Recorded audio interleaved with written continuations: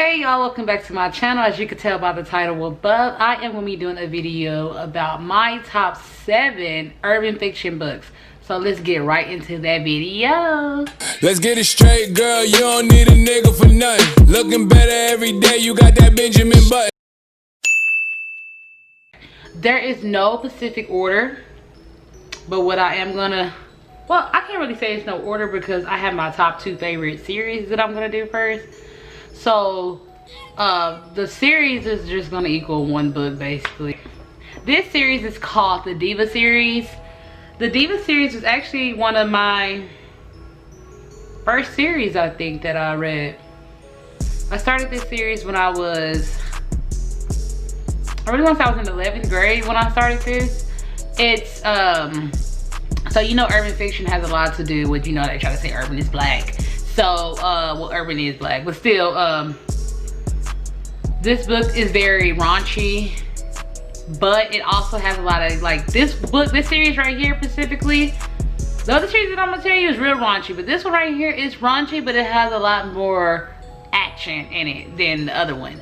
But this one is pretty good. I love this book so much. This series so much. It's by Dishonor. It's called Hustling. It's called the Diva series, but each name of the book has a different book. This is the first one. It's called Hustling Divas. It's so good. I'm gonna read the back so you can get like a hint. It says, Memphis is the crime capital of America, and no one knows that better than the women born and raised on its mean streets. It puts sisters Tashara and Michelle on opposite sides of the street game, where blood means nothing and loyalty doesn't last long. It also got Yolanda, Yo-Yo is her name, an ambitious drug mule, and Melanie, a police detective, caught up with the same man, the notorious hustler Python. These 4 women think they got the game figured out, but the one man they have in common will have them living double lives and wondering who will come out on top. Forget what you heard about East Coast, West Coast, because real vendettas are born in the dirty South. So basically, it's not about these 4 women. It kind of is. It's kind of about Tashara and Michelle because they stick through the whole entire series. Yolanda and Melanie, especially Melanie's not really gonna last that long. Yolanda, she lasts a little bit, but it's really specifically about Tashara and Michelle and how Tashara gets this boyfriend named Prophet, and Michelle gets her man Python. Prophet and Python are in different sets. Prophet really wasn't in a set. He really was a good boy. It's his brother, Fat Ace, was actually the OG of the set. Their set is what is it? It's the Vice Lords and the Gangster Disciples. So Prophet and Fat Ace are with the Vice Lords, and Python is the leader of the Gangster Disciples. And it's a lot of twists and turns with their women. So basically it's just the women that's behind them. That's the reason it's the Diva series. Like, you got Michelle, who's with her man Python. You got Tashara, who's with her man Prophet. You got my favorite Lucifer, who's with her man Fat Ace. You got it's a lot more women in here, and it's a lot more twists and turns and stuff like that. It's pretty good. It's very, like, oh my gosh. It does have sex scenes, but what I like about this is it's more action than anything. So it starts off with Hustling Divas. Then it starts off with Street Divas. I can't show y'all the other one. It's on my phone because I have the Audible app, so I listened to this one. It's called Gangster Divas. That's like one of my favorites. That's actually how I found out it was a series. Gangster Divas is what I read in 11th grade. One of my friends brought it to our class, and I was like, oh, let me borrow it so I can read it. Read it, and then that's when I was like, oh my god, this is a series. Like, did you know that? And they were like, no. So I was like, okay, now I'm gonna be on a search for the whole entire series because I got to get the first 2 books so I can see what's going on. So it's Hustling Divas, Street Divas, Gangster Divas. Then it goes into Boss Divas. Then it goes into King Divas. Then it goes into Queen Divas. This is the last book. It's by Denisha Diamond. I really wish, I mean, she kind of summed up everything in the last book, but I just wish there was another book. I didn't want it to end. I didn't want it to end because it was so good, but that concludes the Diva series. Now we're about to go into my other second favorite. First favorite don't really matter. It's don't really no particular order with the divas. And then this series is called the Thug series. The first time that I ever read the Thug series was, I was yet again in high school. Gonna ask you on reading these raunchy books in high school. This book here, this series here is very raunchy, but it also has a lot of action in it too. And it keeps you up on your feet. It keeps you wanting to read it more. Just like the first series, you just want to continue reading. Once I get into a series and I see that it's really good, I can't stop reading it. I will go days. Sometimes I will not even eat. As long as I have my water or something beside me to drink, I'm okay. I can keep on reading. That's why I need to get back into my main focus being, not my main focus, but one of my focuses being, I need to focus on more of my reading and stuff like that. And I just like these type of books, these urban fiction type of books, because it gets you out of your reality and gets you into somebody else's reality. I know I'm stumbling all over my words and stuff. It's late and usually I record early. But yes, so this is the Thug series. It starts off with this book. It's called Thugs and the Women Who Love Them. And this is how I found out it was a series. I had this book, which I didn't really have this book. It was a smaller book, but I gave it to my cousin and she actually lost it. Niecy. But I ended up going on the search because it was very hard to find this one. So I had to go to thrift books. I never heard of that. And then I seen it on there and I paid for it. This one is, I know you heard the song before. Every thug needs a lady, lady. My girl Wahida, she be killing the scene. So it's that one. Mind you, she started this series in 2000, 2002, something like that. So it goes, thugs and the women who love them, every thug needs a lady. And then the next one, this is my favorite, Thug Matrimony. Mind you, y'all, the characters that you see on this book, they don't look nothing like how she explains it in the book. I feel like these are just people that's put on this book. This is not how they really look, because when she explains the characters, they don't. I mean, the only person that may look like Tasha, this is Tasha, I believe, and I feel like that's Trey in the back. This is about her and Angel in this book. So basically, I'm gonna read let me read the back of it for you so you can get a thing, you know, so you can know. In a hood loaded with sex, brutality, and crime, three friends are at turning points, Angel, Jazz, and Kyra. And all leading double lives, torn between working hard to leave the ghetto behind and being dragged back in by lying, pimp, and drug dealing men they can't seem to let go. From jealous rampages to bloody turf wars to rage-filled vendettas, a tangled web of violence binds these women to the men who could destroy them. They're not gonna get destroyed, but it's gonna be a lot of crazy stuff. It's actually four best friends. It's Tasha, which her name is Rosalind, but they end up naming her Tasha. Trey is actually gonna be her husband. Angel, Jazz, and Kyra. Really very good. They're very smart ladies. That's what I like about this book too. They're not just no hood rat, no chicken head. They're none of that. They're actually like women with businesses. You got Roz, who is a physical therapist, and she's about to be in the big league with the physical therapist. You got Angel, who's a lawyer, top notch. You got a Jazz, who's trying to get into the medical field, and you got Kyra, who's actually trying to be a psychologist.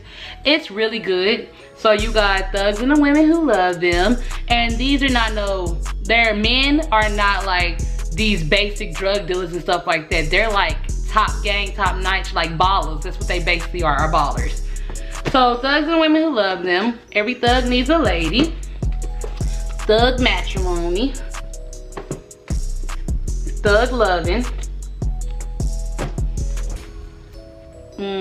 Justify Thy Thug. Y'all made me want to go read this series again, and I just got through with it. Honor Thy Thug. So Honor Thy Thug, this was the last book. It came out in 2012. It was the last book. I was thinking it was, well, I wouldn't say it was the last book, but how long it's been, you was thinking like, oh, she's not gonna make another book. But Wahida crazy stuff, she surprised us, y'all. And she made Thug 7. Mind you, I just got through reading this maybe a month or two ago.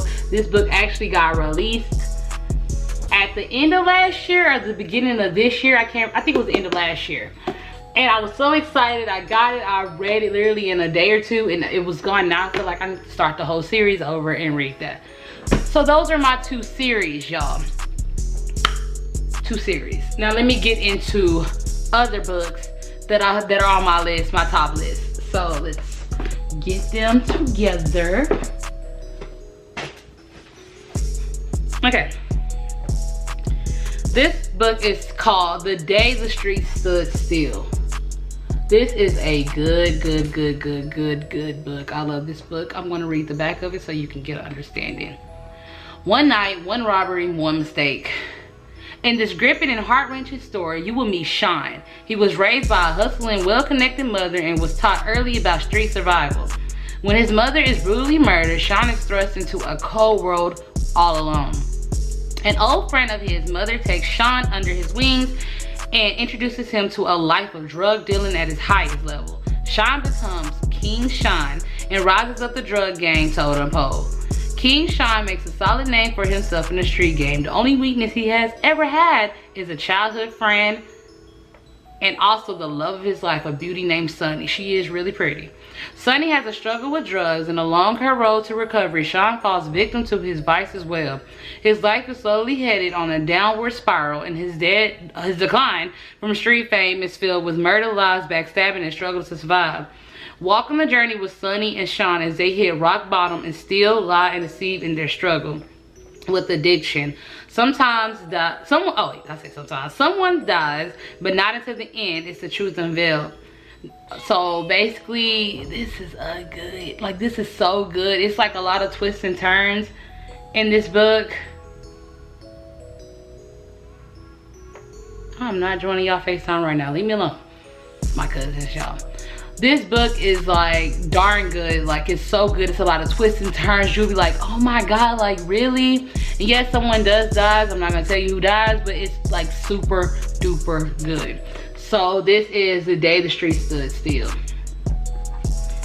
This book right here makes me mad. It's called The X Factor. It's about these 3 sisters. One of the sisters, the youngest sister, she basically deals with like the baby daddy she's going to go see in jail and whatnot, but she gets happy ending. Then the top 2 sisters, the oldest sister and the middle sister, the middle sister is actually cheating with the older sister's husband. Yes, it's so crazy. It's so crazy. You have to read this book. Get this book, order this off of Amazon, or see if you got it in your local library. I don't know. Just figure it out. See where you can get it. It's called The X Factor. So good.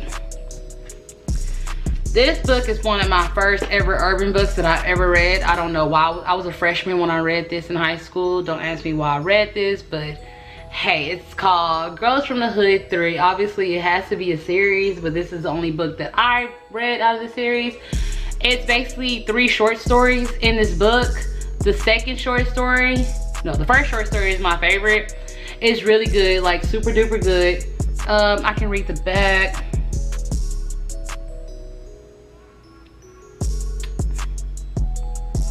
It says Kashamba Williams returns. I guess she's the artist. I mean, not the artist, the damn author.